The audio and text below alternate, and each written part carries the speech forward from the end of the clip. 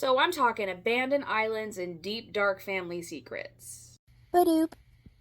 Hi, my name is Ariel, and today I'm going to be talking about What You Never Knew by Jessica Hamilton.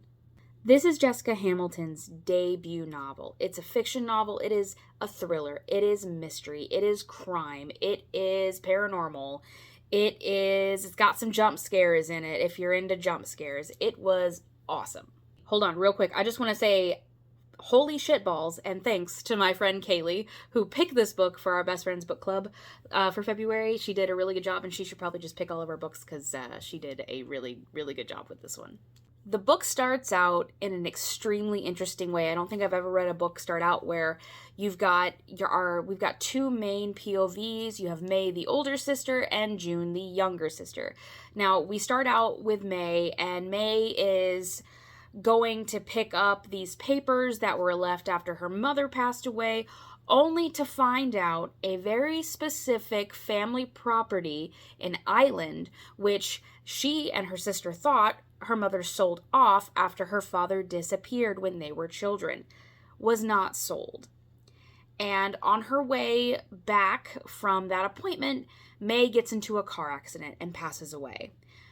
I think her last thought was how pissed off her sister was going to be with her for just dying on her. After May passes away, her sister June is just distraught, racked with grief of her sister May's passing, and she has a couple kids of her own and her own life, but she can't get back to it. Shortly after her sister passes away, June finds out about the deed for the island that she also thought was sold off when they were children, and she is confused why her mother never said anything and why May didn't tell her over the phone.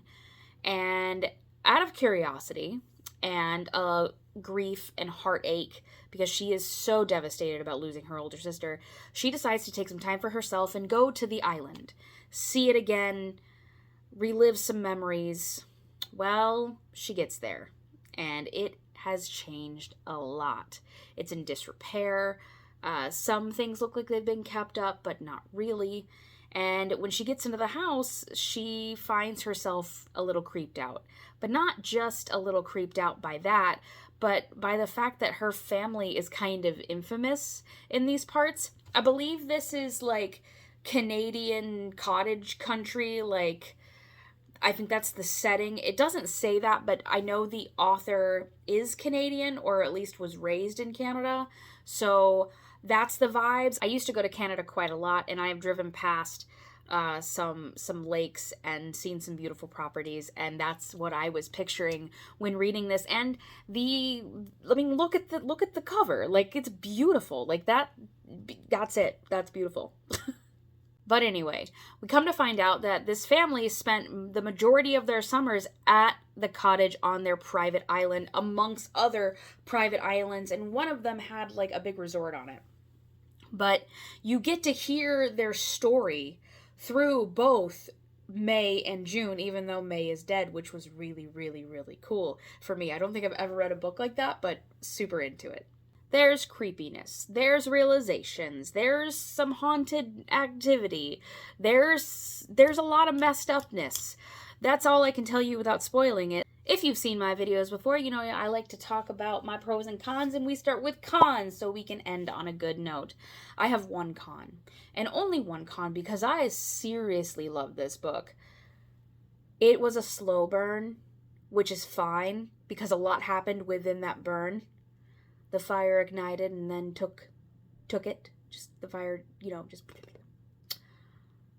But there were just certain parts that were just a little too slow.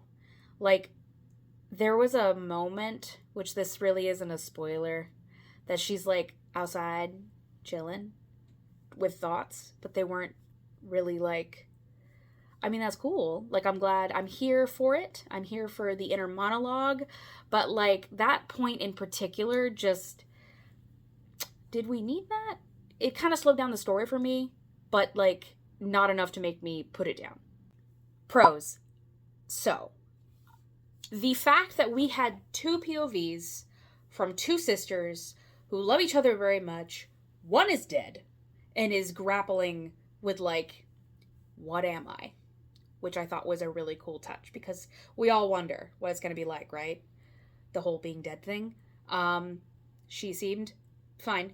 And then you've got the other sister, June, perspective of trying to not only herself grapple with May's death and her family life and her failed relationships and her miserable issues that she's having and her reconnecting with people she never thought she'd see again in her life.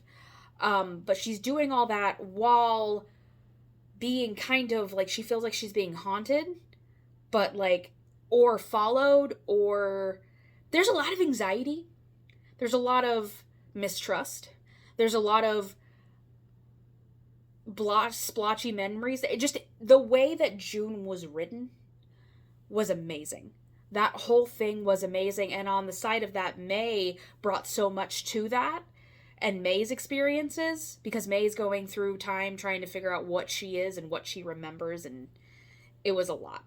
Another big pro I have is just the general setting of the story.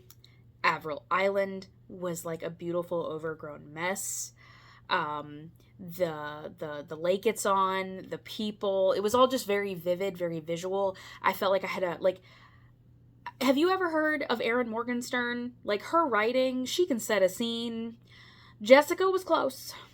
She was close, and I was here for it. I loved every moment of that book. But my biggest pro, it was twisty. It was turny. I didn't see the end coming at all. There were a few things that happened in the book that, like, I kind of guessed. But, like, I had this whole guesstimation about how the end of the book was going to go, and I was wrong, and I love when I'm wrong. I know some people are like, yeah, I love when I can guess what happens in a book. No. I want to be completely in shock and in awe. And when people say to me, Ariel, why didn't you see that coming? I don't know, but I'm glad that I didn't. And that, my friends, is all I have for you today. But if I've made you want to pick up this book, let me know down in the comments. And if you have read this, let me know what you thought of it. Let's have a discussion about it in the comments, or you can message me on Goodreads, whatever, or Instagram. I have that too. Yeah. I hope you guys have a good day. Read more books, use your local libraries. Bye.